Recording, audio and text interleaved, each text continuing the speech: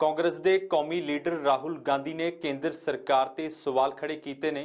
ਉਹਨਾਂ ਦਾਅਵਾ ਕੀਤਾ है कि तीनों खेती कानून मंडी सिस्टम ਨੂੰ खत्म कर देंगे।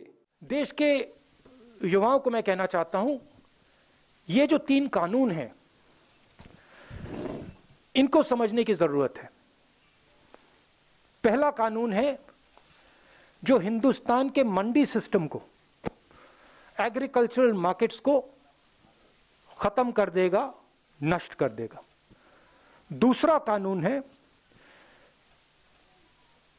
जिससे हिंदुस्तान के सबसे बड़े बिजनेसमैन, 3, 4, 5 बिजनेसमैन जितना भी अनाज स्टोर करना चाहते हैं, जितना भी अनाज होर्ड करना चाहते हैं, लाखों टन वो कर सकते हैं।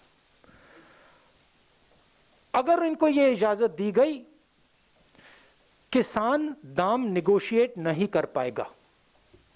और तीसरा कानून, सबसे अजीब कानून, कि किसान अपनी कठिनाई को कोर्ट नहीं ले जा सकता।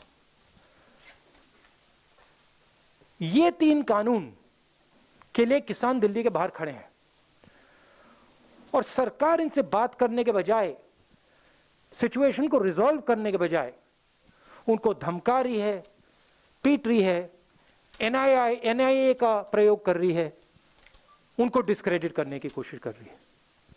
सरकार को एकदम इन 3 कानूनों को वापस लेना चाहिए, रद्द करना चाहिए।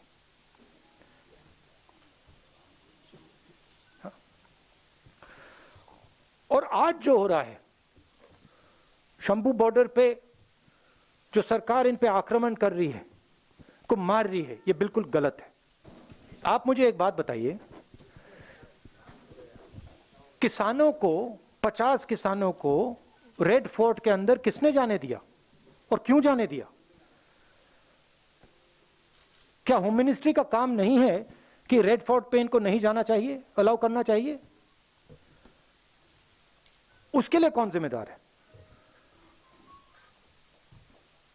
सीधी सी बात है, उनको क्यों अंदर जाने दिया, किसने अंदर जाने दिया? होम मिनिस्टर से जाके पूछिए, और उसके पीछे क्या आइडिया था, किस प्रकार अलाउ किया गया, वो भी पूछ लीजिए।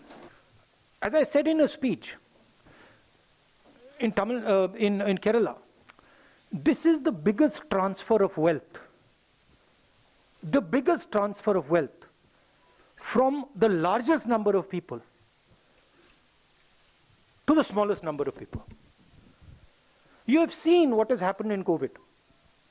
During COVID, the poor have got poorer, and a handful of rich people, 5, 6 rich people, have just got richer and richer and richer and richer.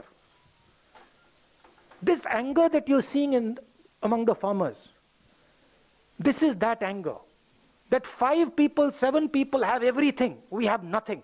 और जो हमारा था वो भी ले रहे हैं। तो प्रधानमंत्री क्या बोलेंगे? प्रधानमंत्री इन 5 लोगों के लिए काम करते हैं, उनके लिए नोटबंदी की, उनके लिए जीएसटी बनाई, उनके लिए किसानों से मतलब उनका भविष्य छीन रहे हैं, तो क्या बोलेंगे वो? कुछ बोलने को नहीं है। मगर उनको ये नहीं लगना चाहिए कि किसान पीछे हट जाएंगे। और मैं किसानों से कहना चाहता हूं, हम सब आपके साथ हैं, 1 इंच पीछे मत हटिए, 1 इंच पीछे मत हटिए। ये आपका भविष्य है, इसके लिए आप लड़िए।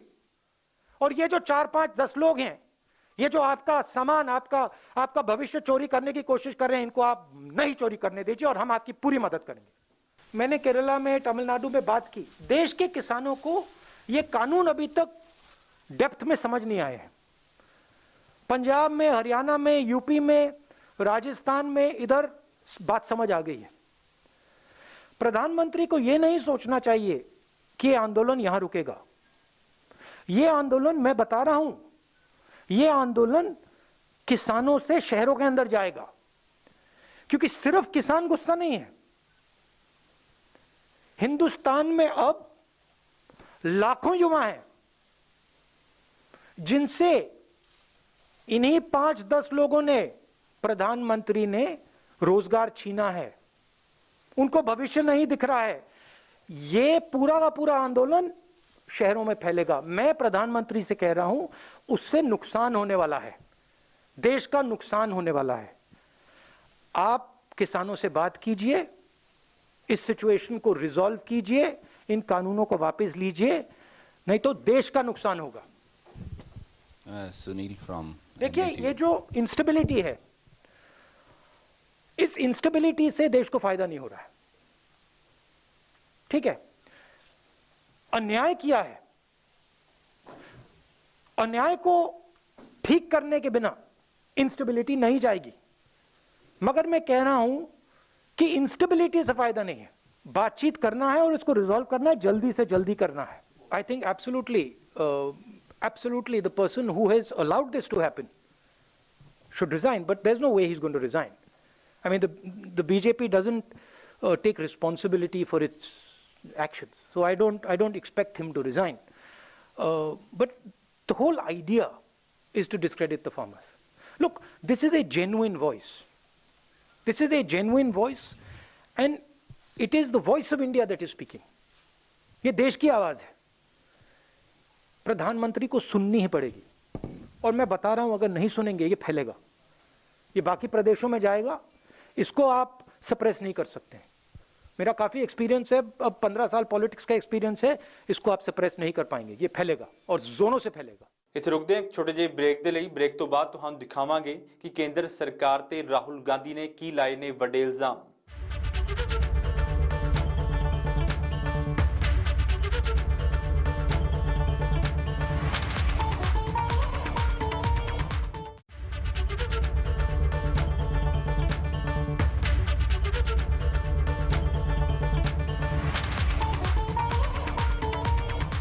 ਰਾਹੁਲ ਗਾਂਧੀ ਨੇ ਕੇਂਦਰ ਸਰਕਾਰ ਤੇ ਸਵਾਲ ਚੁੱਕਦਿਆਂ ਕਿਹਾ ਕਿ ਕੇਂਦਰ ਸਰਕਾਰ ਕਿਸਾਨਾਂ ਦੀ ਕੁੱਟਮਾਰ ਕਰਨ ਦੀ ਬਜਾਏ ਉਹਨਾਂ ਦੇ ਨਾਲ ਗੱਲਬਾਤ ਕਰੇ ਤੇ ਮਾਮਲਾ ਸੁਲਝਾਵੇ। ये महीनों से यहां खड़े हैं, 10-15 लोग तो नहीं है ना, लाखों लोग हैं, तो कुछ ना कुछ तो होगा, कुछ ना कुछ तो इनकी फीलिंग होगी, इनका दर्द होगा। ये सबके सब, मतलब लाखों लोग बस ऐसे ही खड़े हुए हैं क्या, बिना कोई कारण?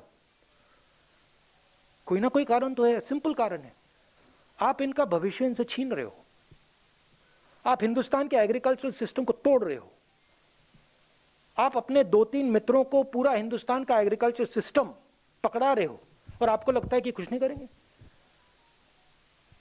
अगर आपके घर में रात को चोर आए, आप उसको रोकने की कोशिश नहीं करोगे क्या?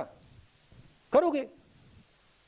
तो हर किसान के घर में चोर घुस रहा है, नरेंद्र मोदी जी उनको डाल रहे हैं अंदर, और किसानों, नरेंद्र मोदी जी को लगता है कि किसान कुछ नहीं बोलेगा, घर चला जाएगा। कैसे? सवाल ही नहीं उठता। और चोरी सिर्फ किसानों से नहीं हो रही,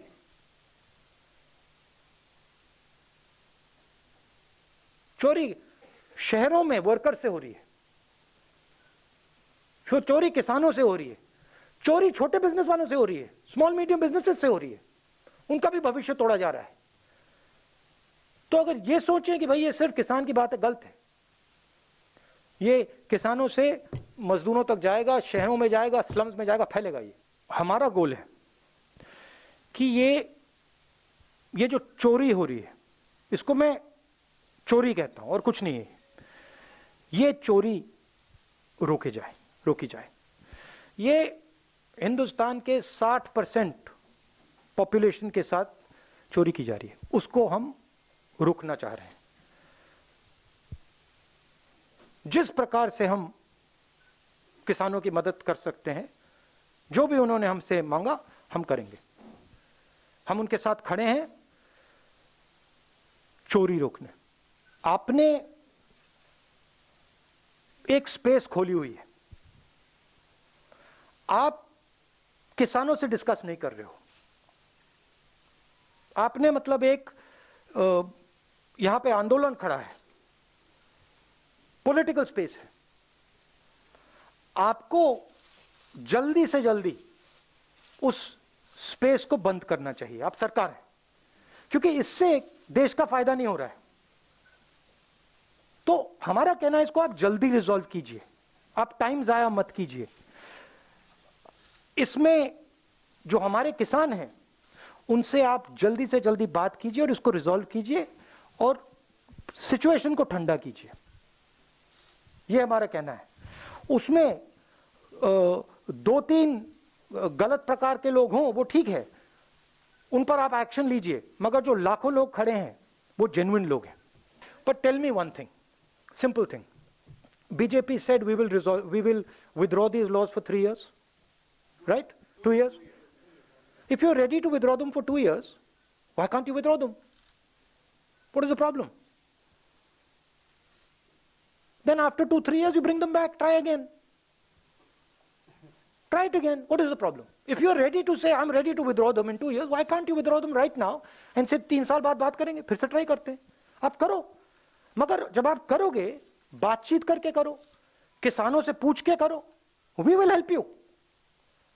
We also agree that the agricultural system needs reform, right? But why are you being so stubborn? गलती एक्सेप्ट कर लो कि आपने फोर्सिबली डाल दिया, आपने गलती कर दी, एक्सेप्ट कर लो, कोई प्रॉब्लम नहीं है। आप 2 साल आप कह रहे हो कि 2 साल के लिए हम विड्रॉ कर देंगे, आप परमानेंटली विड्रॉ करो, 3 साल बाद आ जाओ, कहो भैया फिर से ट्राई करते हैं, हम आपकी मदद करेंगे। हमें रेजोल्यूशन चाहिए। इथे वेला हो गया एक छोटे ਜਿਹੇ ब्रेक ਦਾ। ब्रेक तो बाद ਤੁਹਾਨੂੰ ਦਿਖਾਵਾਂਗੇ ਕਿ ਕੇਂਦਰ ਸਰਕਾਰ ਤੇ ਕੀ ਬੋਲੇ ਨੇ ਬਿਕਰਮ ਮਜੀਠੀਆ।